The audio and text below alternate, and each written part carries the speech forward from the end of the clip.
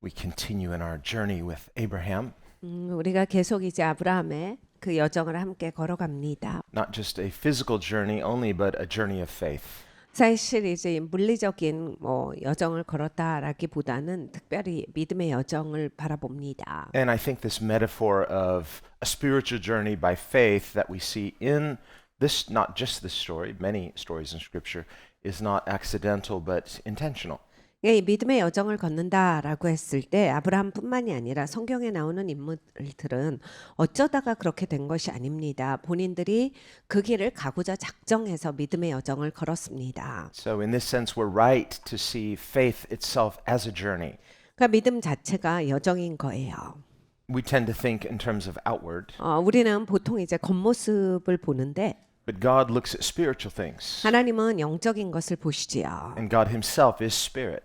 하나님이 영이시기 때문에 Jesus said, God is spirit, therefore those who would worship Him must worship Him in spirit and truth. 하나님께서 말씀하사 하나님은 영이시니 하나님을 예배하는 자들은 영과 진리로 예배할지니라 하셨습니다. And like spirit, truth itself is also something non-material. It's more than an idea. There's a substance and reality, but truth is spiritual.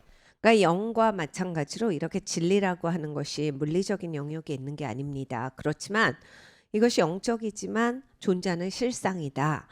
존재하는 토대다라는 것이에요. So we've seen how God has called Abram, who will later become Abraham, He's called Abram out of his country to a land I will show you, God says. 하나님께서 아브라함을 살고 있었던 데서 불러내셨어요. 그리고 나중에 이제 아브라함으로 이름을 바꿔주시는데 하나님이 내가 인도하는 곳으로 내가 부르는 곳으로 와라 라고 하셔서 불러내셨습니다. In the New Testament, we see the writer of Hebrews comments on this, 신약에 보면 히브리서가 여기에 대해서 짚고 있습니다.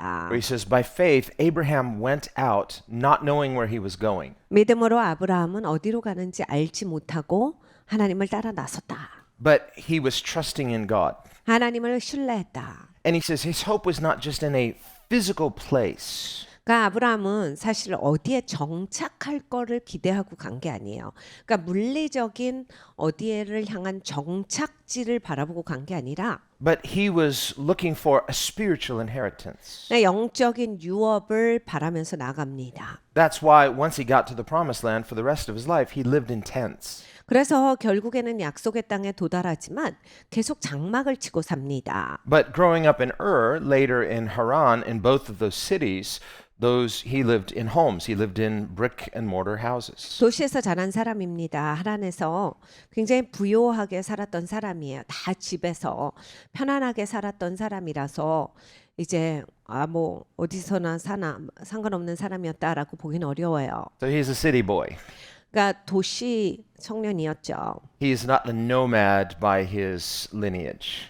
그러니까 본인의 배경상 그냥 편하게 아무 데서나 잘 살았다라기보다는 갖고 있는 마인드가 확실한 사람이었어요. Well, there's something we see here as well. 우리는 여기에서도 배울 게 있습니다. That often when God calls us by faith to journey with Him, 하나님께서 우리를 불러내실 때가 있어요. 하나님과 이렇게 여정을 걷자라고 초청해 주실 때가 있습니다. He'll call us out of the familiar 익숙한 데서 나를 건져 주시는데 into the unfamiliar. 익숙하지 않은 곳으로 인도를 해 주시는 거예요. Where now we have to walk by faith. This is uncharted territory. 이제는 믿음으로 걸어가야 되는데 한 번도 가보지 못한 곳으로 향합니다. We can think in a modern sense, well, not so modern these days, but in the days when there were explorers going into new places that people have never been there before. 뭐 현재는 그런 것이 많지는 않지만 예전에는 탐험가라는 이러한 직업이 있었어요. 남들이 가보지 않은 곳, 잘 알려지지 않은 곳을 향해서 떠나는 사람들이었습니다. 그러니까 이게 일종의 이런 모험이 야기되어지는 그런 탐험가의 그런 모습이었어요. Well, you have to have an adventurous spirit to some degree. 근데 여러분 이제 탐험가는 아무나 할 수는 없죠. 그 탐험가적인 정신이 있어야 할 수 있습니다. And no explorer would just set out on a random adventure. Let's just go see what's out there. No, they have an idea of something they're looking for, but they've not seen it yet because they've never been there. 탐험가들도 막 계획 없이 정처 없이 흘러다니는 사람이 아닙니다. 어떤 계획이 있어요. 뭐를 찾자라고 해서 찾아 나섭니다. 근데 한 번도 가보지 않았기 때문에 어떤 기대를 가져야 할지 그리고 어떤 모습일지 어디에 있는지는 확실하게 모르지만 이들이 갖고 있는 기대치와 계획이 있어서 행동을 하죠. And often when the explorers would find what they were looking for, it would not be exactly like they imagined it would be. 많은 시간에 탐험가들이 무엇을 찾아냈을 때 본인들이 그동안 상상했던 바와는 다르구나 이러한 것을 많이 이야기를 합니다. So this is a good metaphor for understanding spiritual journeys, this spiritual journey of faith. 그러니까 영적인 여정, 특별히 이 믿음의 여정이 이와 같다라고 볼 수 있어요. We're seeking God. 하나님을 찾아 나섭니다. We don't have all the answers up front, but we trust in God who calls. 처음부터 모든 대답을 가지고 있지는 않지만 우리는 하나님을 신뢰해서 이제 나서는 거예요. And the Bible says, He who calls us is faithful. 우리를 부르신 하나님이 신실하시다가 성경의 말씀입니다. He who began a good work in you 선한 일을 시작하신 하나님께서 will complete it. 그것을 온전히 이루시리라. So He's the author of our faith. He's the finisher of our faith. 예수님께서 바로 우리의 믿음을 시작하신 이시오 믿음을 끝내주시는 맞춰주시는 분이십니다. So God has called Abram out of the familiar into the unfamiliar. 하나님께서 아브라함을 이제 익숙한 곳에서 꺼내셔서 알지 못하는 그러한 곳으로 데리고 나가시는 거예요. And we talked about this last time, how often the familiar, we think we know something when we're familiar with something. 여러분 이제 우리가 지난 시간에 공부를 많이 했지만 익숙한 것 이런 것이 사람에게 맛이 들리면 잘 모르는데 아는 것 같이 생각이 되어집니다. And we think about Jesus' own brothers in this regard as well. 그러니까 예수님 형제들조차 예수님을 향해서 그런 익숙한 태도를 취해요. None of them believed in him. 그러니까 예수님을 믿질 않았거든요. And in John 7, we see the brothers actually being very derisive of Jesus and insulting him. 그리고 또 요한복음 7장을 보면 안 믿는 데서 떠나서 아주 상당히 모독적인 그런 발언을 해요. 예수님을 향해서 예수님의 형제들이 마구 비웃으면서 조롱하는 듯한 굉장히 빈정거리는 말을 하죠. They wrongly accuse him of having a personal agenda of self-promotion. 그러니까 자기를 드러내고자 한다라고 하는 것으로 공격을 하기를 시작합니다. Now, if anyone has the exact opposite of that, it's Jesus. 와 정말 저들이 지금 예수님을 향해서 모함하고 있는 거에 정반대분이 예수님이신데 그들 눈에는 그렇게 보이는 거예요. And whenever he's tempted to try to use his own powers for his own advantage, he refuses. 예수님은 항상 예수님의 유익을 위해서 예수님의 힘을 써라라고 할 때 거절을 하셨습니다. Well, his brothers had this unhealthy familiarity. They think, he's just our brother. He can't be the Messiah. 나의 형제들은 건강하지 못한 익숙함이 있었어요. 우리 형제잖아. 우리가 같이 사는 사람인데 왜 몰라? 우리가 잘 알지. 이런 식의 태도예요. Jesus is sinless, 예수님은 죄가 없으신데. so there's nothing they can point to say, no, you're imperfect like the rest of us. 그러니까 예수님은 죄가 없으시고 이 짚을 것이 없으시지만 우리 형제잖아. 뭐가 다른데 다 우리가 똑같은 사람이다. 이런 식의 태도인 겁니다. But not only just their natural thinking, but theology itself would say, well, everyone's a sinner, so you have to be a sinner, so you must have some false motive sometime. 그러니까 이게 정말 우리가 다 사람이기 때문에 신학적으로도 사람이면 다 부족한 게 있지. 다 죄인인데 너도 죄인이어야 맞지. 하는 그런 우김이 있었던 거예요. And that assumption would be generally true except for one exception, and that one exception is the Messiah, who is the Son of God. 저들이 말하고 있는 신학적인 교리는 누구에게나 다 적용이 됩니다. 그런데 한 분은 제외하고죠. 하나님의 아들 메시아를 제외하고서는 그 말이 맞지만 메시아에게는 해당이 되지 않는 말입니다. All of Israel was anticipating the Messiah.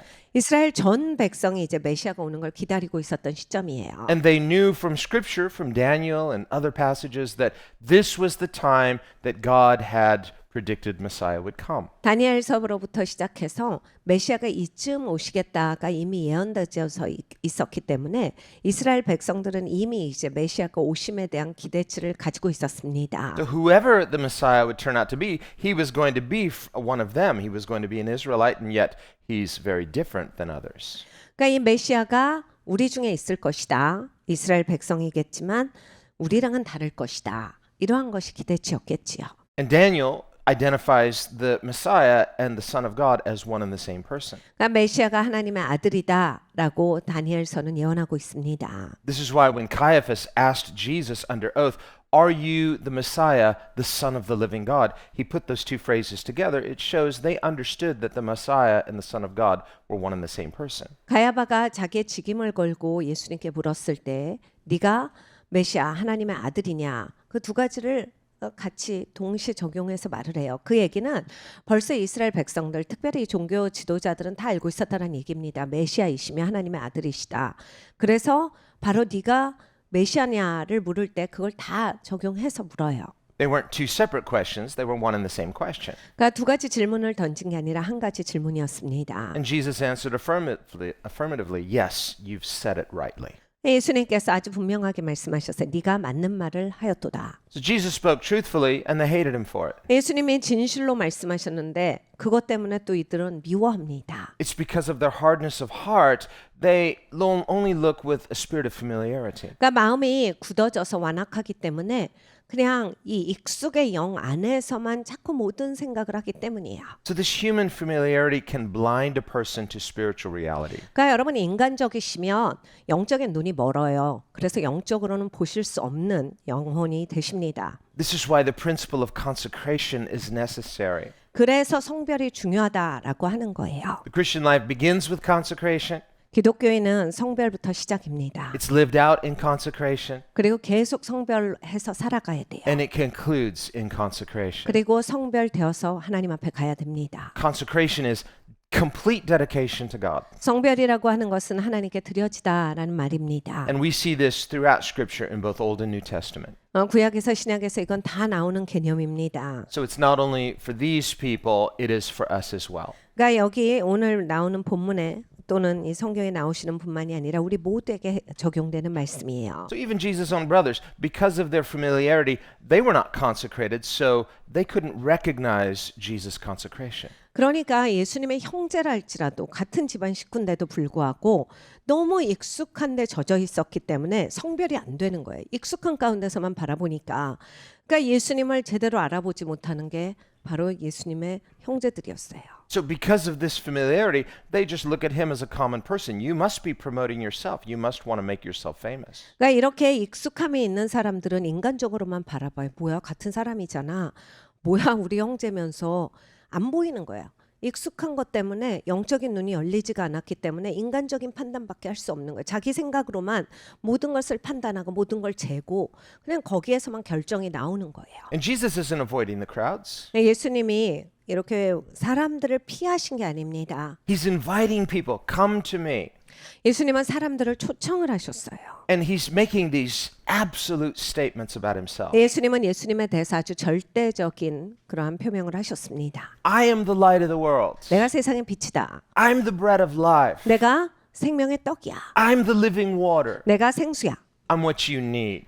너가 진짜 필요한 건 나야. And humble, hungry people are seeing him, they're receiving from him, and they're meeting God through Jesus. 겸손하고 갈급하면 예수님의 말씀이 막 들리는 거예요. 그리고 정말 예수님께 나아가야 되겠다 해서 예수님께 나아가서 채워집니다. But the self-satisfied people, they say, who is this person? How can he make these claims? 근데 이제 본인으로 채워진 사람들은 뭐야 누군데 저런 말을 해. 뭐 자기가 누구라고 저렇게 당대하게 말할 수 있는 거야? 저래도 되는 거야? 그래서 본인 생각으로 막 함부로 판단을 하는 거예요. And so on the one hand, he invites people to him, but when people come only with an outward agenda, 그러니까 처음에 이제 예수님이 사람들을 계속 초청을 하셨어요. 네, 사람들 이제 자기 어젠다들이 다 있으면서 이제 예수님 앞에 옵니다. so in John 6, for example, 요한복음 6장을 보면 after he's fed the 5,000, 예수님이 5천 명을 먹이신 they 다음에 want to forcibly make him king. 이제 사람들이 막 예수님이 왕이 돼야 되겠다 이런 소리를 해요. Now- 그래서 억지로 왕을 삼으려고 합니다. Now he avoids them. 이제 예수님이 피하셨어요. He hides himself from them. 예수님이 저들에게 예수님을 숨기셨어요. So we see Jesus doing both. At times he promotes not himself, but he promotes his Father's agenda. 그러니까 예수님은 본인을 선전하시지 않아요. 아버지를 드러내시는 분이세요. But because Jesus is the representative, he's the express image of God, he's so closely identified with his Father that he says, to see me is to see the Father. 예수님은 아버지를 대표하는 분이십니다. 그대로 나타내신다라 하셨어요.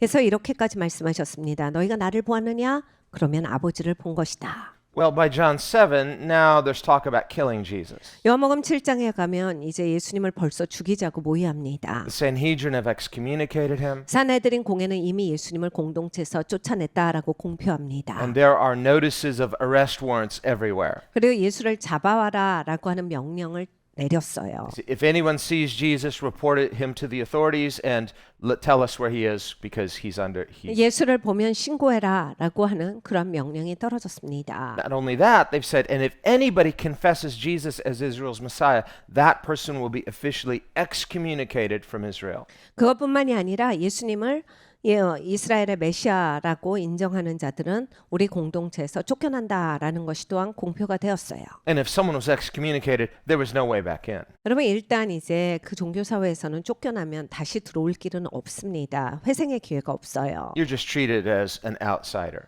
그러니까 쫓겨난 자로 그냥 끝나는 거예요. And so while many people believed in Jesus, secretly, everyone was afraid to confess him for fear of being put out of the synagogue. 그러니까 예수님을 믿어도 속으로는 예수님을 믿지만 회당에서 쫓겨날까 봐 드러내지를 못하고 있는 실정이었어요. And so now his brothers, Jesus' brothers, are taunting him.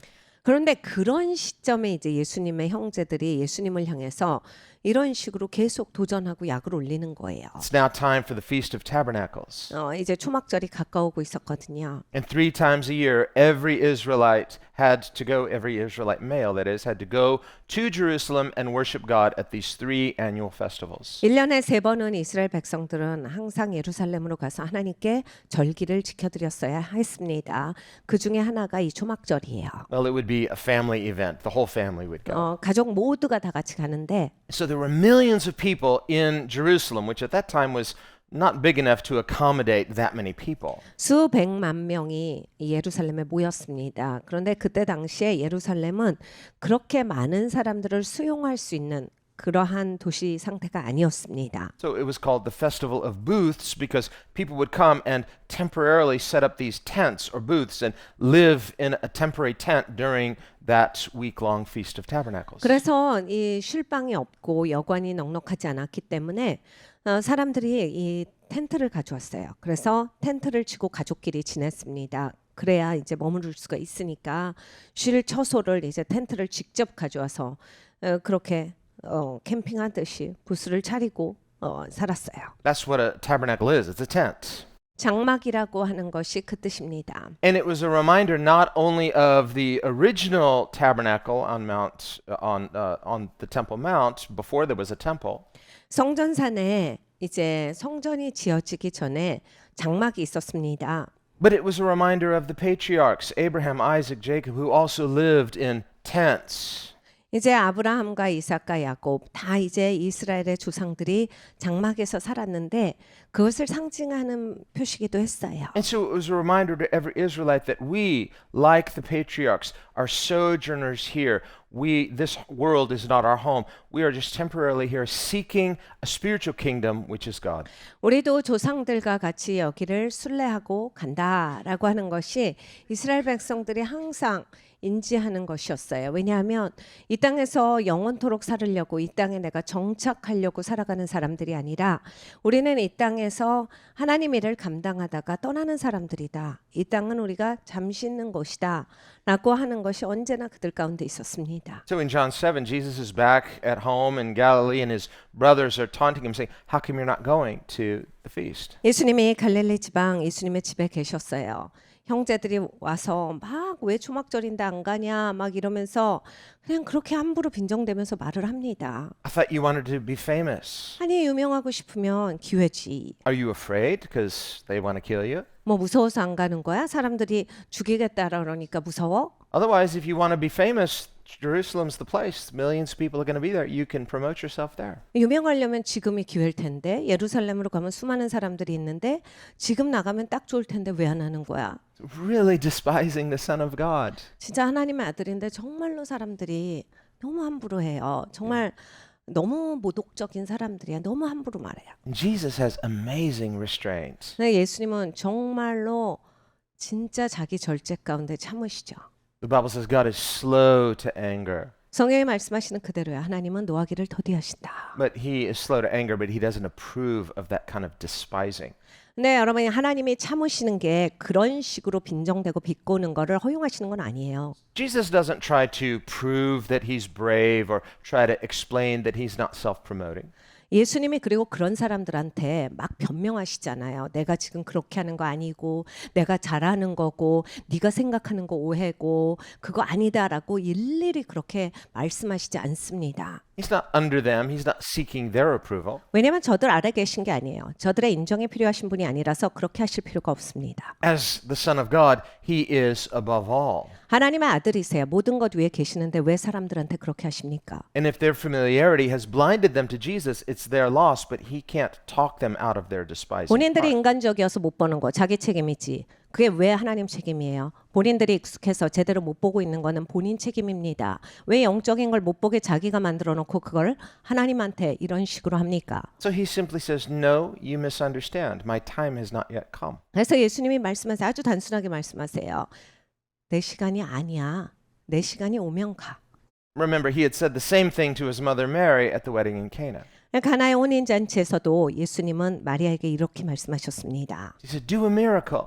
기적 좀 행해 주세요. He said, my time has not yet come. 아직 제 시간이 아닙니다. Well, there he's speaking of the beginning of his official earthly ministry. 예수님이 아직 공생애를 공식적으로 시작하시지 않았기 때문에 그 얘기를 하신 거예요. He does go on to do a miracle. He turns water into wine, but he uses it as an opportunity to teach these servants about trusting and having faith in the authority of Jesus.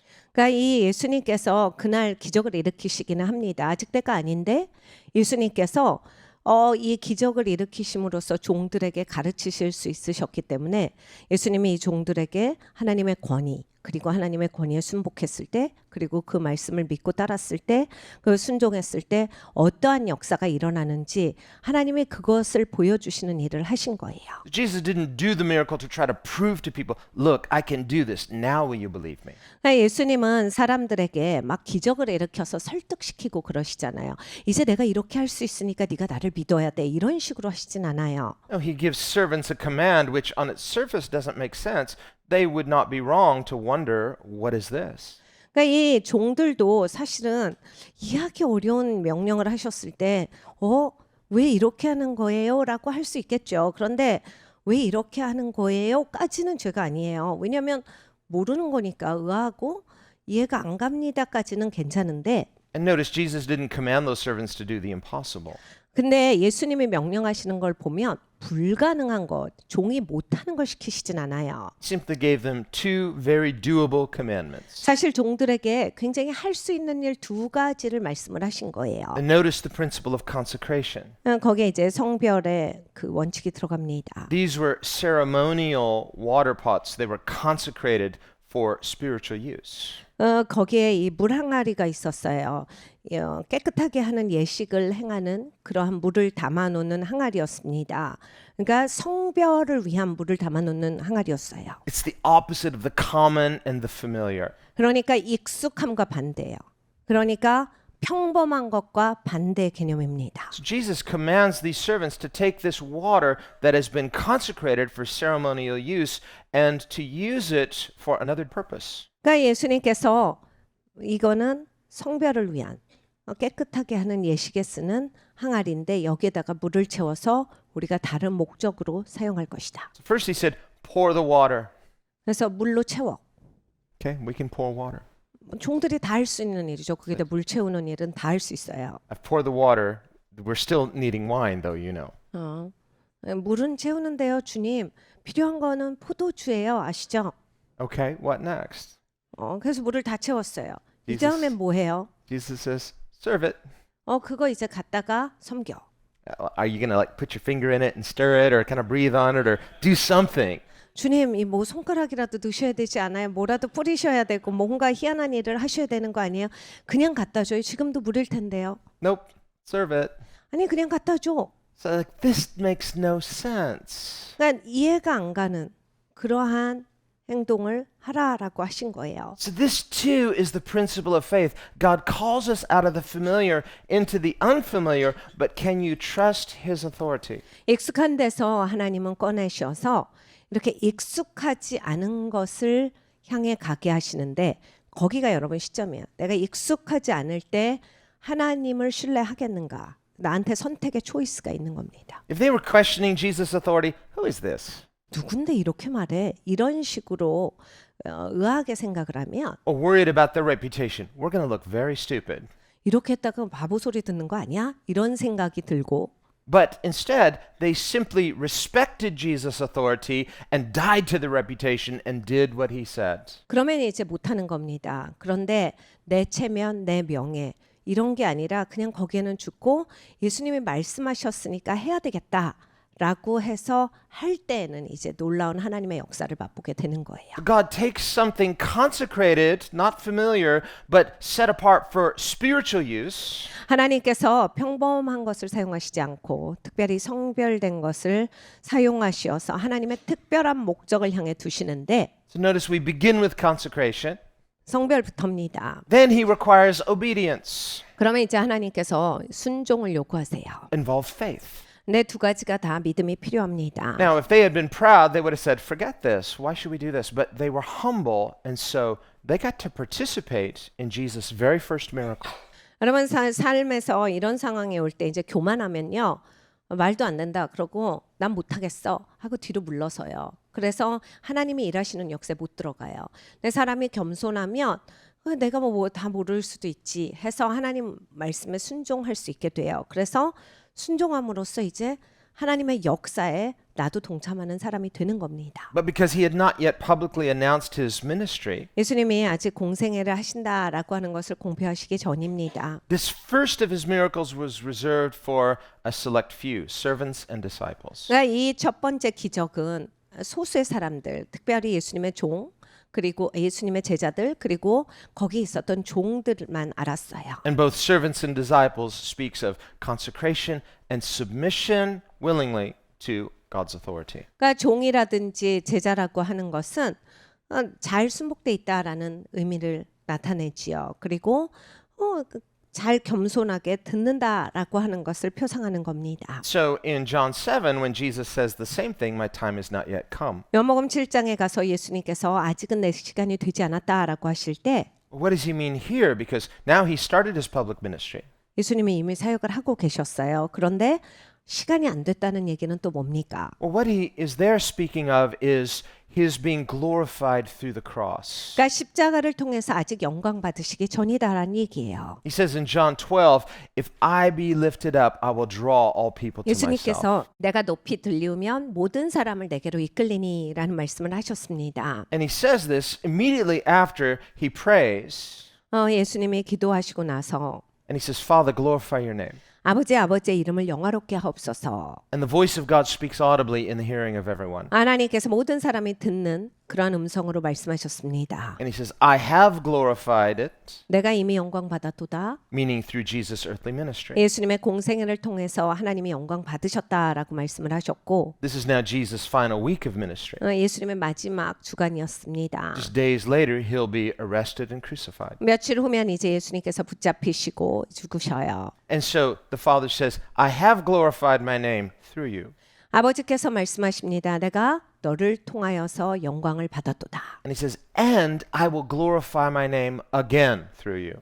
그리고 내가 또 너를 통하여서 영광을 받을 것이다. Speaking of this final work of the cross. 십자가에 예수님이 죽으시는 것을 말씀을 하시는 거죠. So notice, Jesus himself, his ministry begins with consecration and ends with consecration. 그러니까 여러분 예수님조차도 성별로 삶을 시작하셨고 성별로 아버지 앞에 가신 것을 봅니다. Before he announced his ministry, in fact, when he was baptized, God the Father affirmed him. 예수님이 이제 사역을 시작하실 때 침례식에 있어서 아버지 하나님께서 하늘 문을 여시고 확실하게 말씀을 하셨습니다. This is my beloved son. In him I'm well pleased. 내가 사랑하는 아들이다. 나는 이자로 인하여서 참으로 기뻐한다. So Jesus wasn't promoting himself. 예수님이 예수님을 선전하신 게 아니라 Just the opposite. He would have stood in line with the sinners for a baptism in a muddy, dirty river. 예수님은 죄인들의 줄에 서셨습니다. 죄인들이 받는 그러한 회개의 침례를 예수님께서 죄인과 함께 쓰시어서 받으셨어요. 아주 더러운 진흙탕 같은 그러한 요단 강물에 잠기시는 그런 침례를 받으셨습니다. And that dirty river of Jordan is symbolic of baptism into death. 그러니까 이 요단 강물이 더러웠다라고 하는 것은 죽음 가운데 침례되다라고 하는 말입니다. John's baptism was a baptism of death to sin, repentance from sin. 요한이 베풀고 있었던 그 침례는 회개의 침례입니다. 그러니까 죄 가운데 죽은 자가 되는 그러한 침례였어요. And Jesus, who is sinless, nevertheless participates in human death. 예수님은 죄가 없으신데 이렇게 인간의 죽음 가운데 동참하고 계셨어요.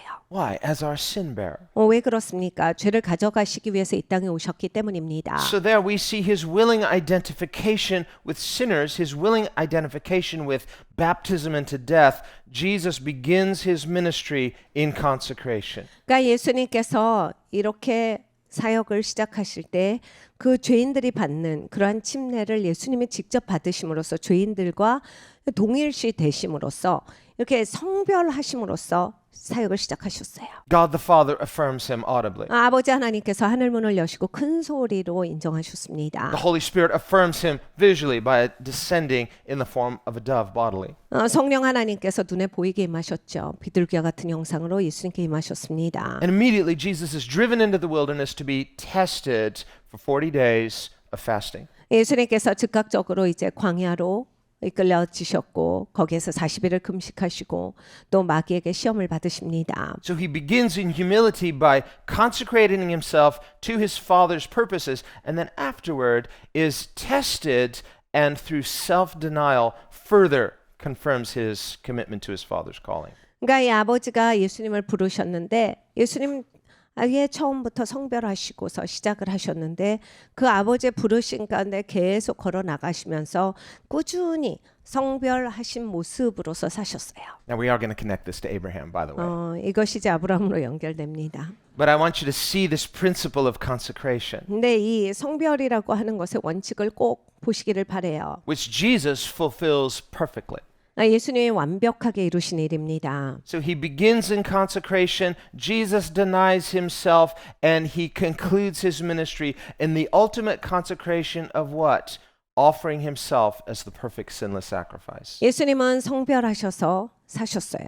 성별부터 시작하셔서 공생애를 시작하시고 그리고 예수님은 완벽하게 예수님의 생명을 죄를 위한 제물로서 아버지께 드리심으로써 완벽한 성별로서 이 땅에서의 삶을 마감하셨습니다. And on the third day, God validates Jesus by raising him from death. 3일 만에 하나님께서 예수님이 하신 그러한 공로를 인정하셔서 죽은 자 가운데서 예수님을 다시 살리십니다. The first fruits of the resurrection of those who will be resurrected in sinless bodies, sinless natures, never to experience death again. 부활의 첫 열매로 예수님께서 다시 사신 거예요. 다시 죽지 않을 몸, 영화된 몸으로 사신 첫 번째 사람이었습니다. That's what first fruits represents. 첫 열매다라고 하는 것이 그것을 나타냅니다. So after the Passover was first fruits. 그러니까 6월절이 있고 그 다음에 첫 열매의 날이 와요. Not coincidentally, Jesus rose on first fruits. 여러분 당연하죠. 그러니까 6월절에 예수님이 죽으시고 첫 열매 날에 예수님이 부활하십니다. Died on Passover, rose on first fruits. 이것은 우연이 아니에요. 당연한 것이죠. Well, the first fruits was the first of 50 days of the counting of the Omer. 근데 이제 첫 열매라고 하는 것은 추수의 기간이 있는데 그날 첫날을 얘기해요. 첫 열매니까 첫 수확을 얘기하는 거죠. And that day one of first fruits was the count off for 50 days, counting the harvest until the 50th day, which was the day of Pentecost. 50일 동안 추수를 거둡니다. 그래서 첫날이 바로 이 첫 열매의 날이고 50일이 지난 날, 50일째가 되는 날이 오순절이에요. 이제 그날 모든 추수를 마감을 해요. So they're counting the harvest to see, well, how much of a harvest did we have this year?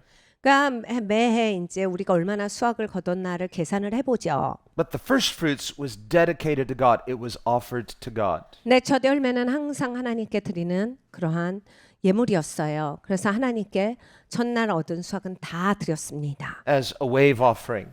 그러니까 하나님께 다 흔들어서 드리는 예물이에요. So they would take that first sheaf of the wheat and they would wave it before God ceremonially saying, "Thank you for this harvest." 그래서 첫 이제 낫을 가지고서 친 그런 한 손에 들게 되는 그러한 수확물을 가지고서 하나님께 흔들어서 올려드렸어요. 하나님 너무나 감사합니다. 올 한 해도 하나님이 이렇게 우리를 축복하셨습니다. 이렇게 돌보셨습니다. 감사합니다라고 하는 그런 제스처였어요. That's just day one. 그게 이제 첫날인데 Shouldn't we wait until we know how much our harvest is? Then we're going to thank Him. 근데 이제 어떤 사람은 그러겠죠. 아유 다 걷어보고 계산 다 해보고 하나님께 그 다음에 감사하는 게 낫지 않아요?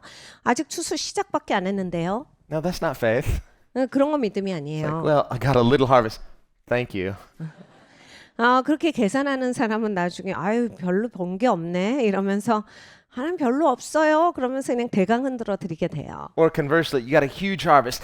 Thank you so much. You're 그냥 just 많이 거두면 예수님 진짜 감사합니다. No, so he says, no, you did this on day one, not on day. You'll rejoice on day 50 for sure, but we start in faith by thanking God ahead of time for the awesome harvest. 근데 하나님은 우리에게 말씀하실 때 아니 그렇게 살지 말고 애당초에 처음부터 하나님께 감사해. 하나님께 네가 감사하고 들어와. 그 네 추수가 굉장할 거야. 근데 나중에 가서 할 생각하지 말고 처음부터 하나님께 감사해. 그럼으로써 살아가는 거다. So first fruits means we start our journey in faith by thanking God ahead of time. 그러니까 첫 열매라고 하는 것은 우리가 믿음의 여정을 걸을 때 처음부터 하나님께 감사하고 들어간다예요. So as our first fruits, Jesus is the down payment of the whole thing.